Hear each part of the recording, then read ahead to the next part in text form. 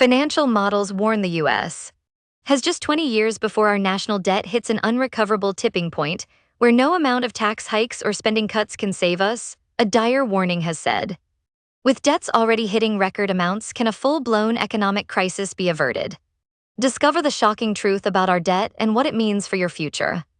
Imagine owing nearly as much money as everything your country makes in a year. That's pretty close to where the U.S. is right now with its national debt. Some experts are really worried. They think if the debt keeps growing so fast, we could hit a point where things get really bad really fast. It's like a seesaw. If the debt gets too heavy, it could tip the whole economy. To understand if a country's debt is okay, you need to look at a few things. First, is the government bringing in enough money compared to what it spends, not counting interest payments? Second, how fast is the economy growing? And third, what are the interest rates the government has to pay on its loans? High interest rates and big debts make things tricky. So how did America get here? It's been a mix of things. Sometimes the government spends more than it takes in from taxes. There have been tax cuts, wars, and big events like the COVID-19 pandemic that cost a lot of money. All these things add to the debt. How does America's debt stack up against other countries? A lot of countries are in debt, especially after the pandemic. But America's debt is one of the highest among rich countries, behind only Japan and Italy.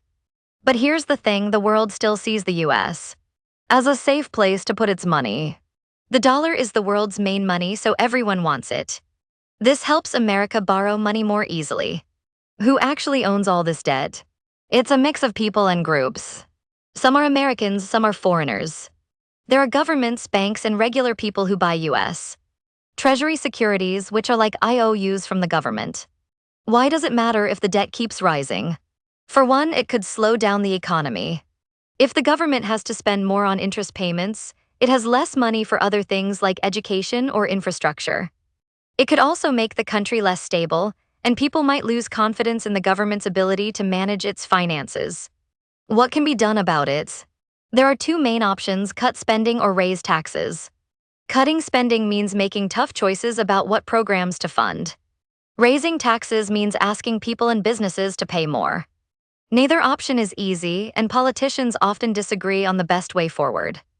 One approach is what happened in 2008 with the financial crisis. Back then, problems with housing loans caused big trouble for banks and the whole economy. The government had to step in to rescue some of these banks to stop things from getting even worse. New rules were put in place to try to prevent another crisis, but those efforts also had many limitations. Now fast forward to today, and interest rates are a real problem. What happens in the future as interest rates rise and all kinds of debt, both public and private, piles up?